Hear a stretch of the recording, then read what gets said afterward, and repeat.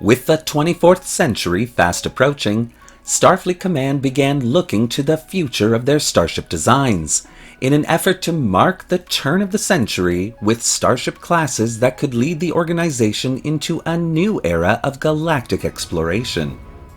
And to this end, the Constellation Class would be born. But what do we know about this overworked and underpowered design? Well, today we'll find out. Hello and welcome to another episode of Truth or Myth Beta Canon, a Star Trek web series that dives into the history of any given topic using beta canon sources and my own imagination to fill in the gaps. In today's episode, we're taking a look at the Constellation Class as first seen in Star Trek The Next Generation, to better understand its place in Star Trek history.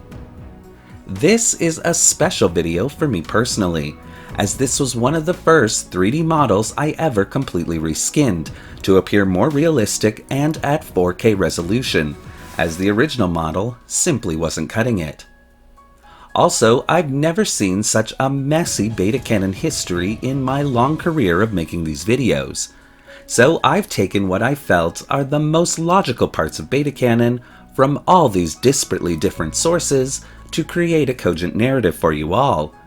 But as always, because this is just a beta canon video, all information relayed should pretty much be taken with a grain of stardust, and only considered a little bit of Star Trek fun.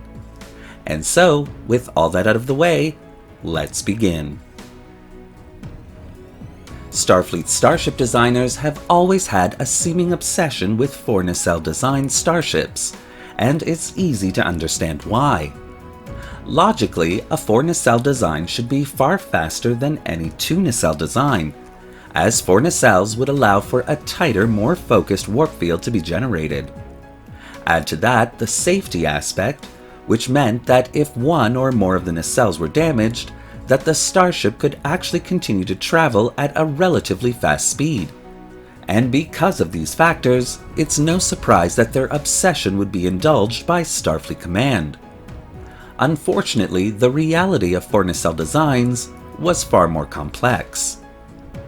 When tested, most of these designs would fail to impress in the area of speed increase. Technologies of the time that each of these starship classes were created in simply weren't up to the task of creating the type of focused warp field which would have in fact increased the ship's speeds by leaps and bounds. Rather, the increase in speed of the 4 nacelle design vessels was so negligible that these designs were often seen as unnecessary and a waste of Federation resources.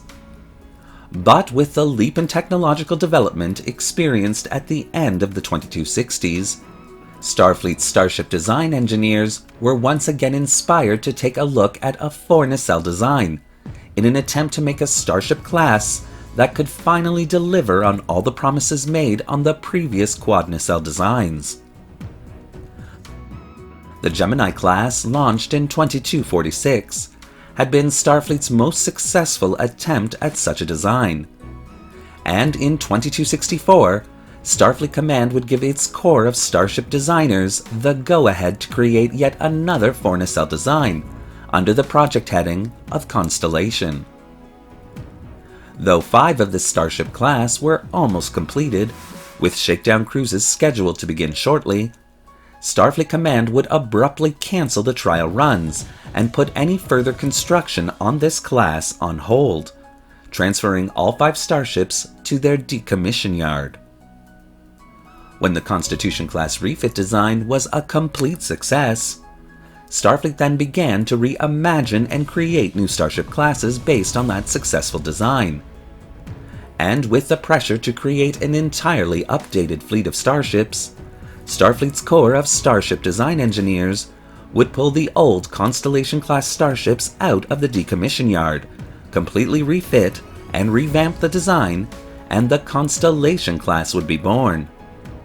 Sitting at a length of 310 meters and 17 decks tall, the Constellation class was designed to be operated by 350 officers and crew members. Utilizing the newly created vertical warp core, the Constellation class would have a standard safe cruising speed of warp factor 6, with an emergency maximum speed of warp factor 9.2 for 8-hour increments. Although this may sound quite low for a 4 nacelle design, the reality was quite different. Starfleet design engineers, in fact most engineers, are often quite conservative, at least on paper, about their starship designs.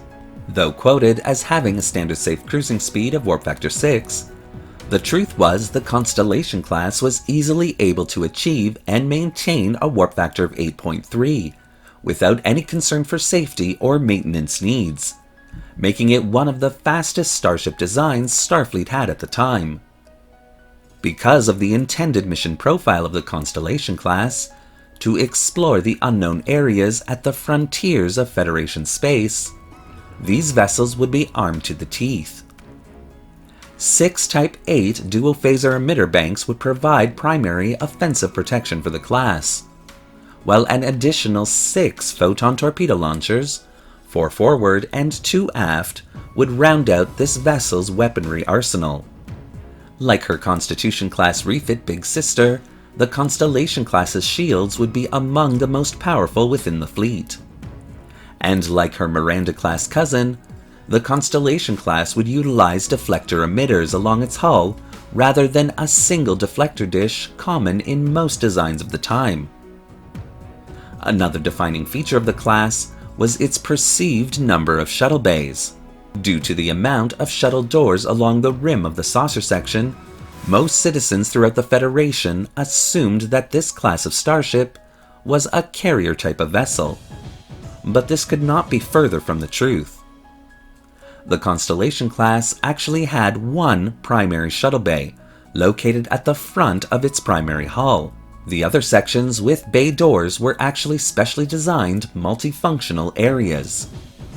These large bays could be used as cargo areas, shuttle bays, but primarily designed as research laboratories. With the Federation's continued growth at a rapid rate, one thing that had been learned quickly throughout starship exploration was the need for self-contained areas that could quickly be jettisoned if an emergency situation were to arise. And thus, these research bays were born. If an alien artifact, piece of technology, or other unknown type of object was discovered, the crew of a Constellation-class vessel could place said object within one of these bays. And if research suddenly turned dangerous, the object could be jettisoned into space easily, keeping the crew and ship relatively safe. Another interesting feature contained within the Constellation class was a specially designed long-range sensor array located on the underside of the primary hull. Tube-shaped, this sensor array increased the Constellation class's long-range sensitivity by over 200%, making it a valuable asset for an exploration type of starship class. The USS Constellation would be launched in 2275 for a year-long shakedown and evaluation run. And although not performing above and beyond anyone's expectations, the class did well overall, and as a result, Starfleet Command would put the class into full production, periodically updating and refitting the technology it held during the class's lifetime. A lot of people within the Federation tend to overlook the Constellation class as a ship of the line, but for its time, it was exactly that. Having gotten the reputation of being underpowered and overworked, the Constellation class would often be found all throughout the Federation, undertaking many mission profiles it was never designed to take. Its speed alone made it an excellent first responder type of starship class. But by the latter part of the 24th century, the design would finally be decommissioned, with several of these starships used in wargame maneuvers after contact was made with the Borg Collective. And although the general public of the Federation would quickly forget this starship class, Starfleet's core of starship design engineers would not. And in the early part of the 25th century, the Sagan class, an homage to the Constellation class, would make its debut to great pomp and circumstance, almost immediately filling the same role for Starfleet and the Federation as its original ancestor. Created as a vessel class to explore the frontiers, the Constellation Class would instead become so much more, earning its distinguished, if often forgotten place, in Starfleet history. Thank you for watching today's episode of Truth or Myth Beta Canon. What do you think of the Constellation Class and the historical narrative that I've created here? Do you want to see more videos like this one? Well, leave your comments in the section below. And don't forget to like the video and subscribe to the channel, hitting that little bell icon so you won't miss a single video we release. Want to help the channel explore the frontiers of the Federation? Then consider becoming a channel patron. The link to our Patreon account is in the description below.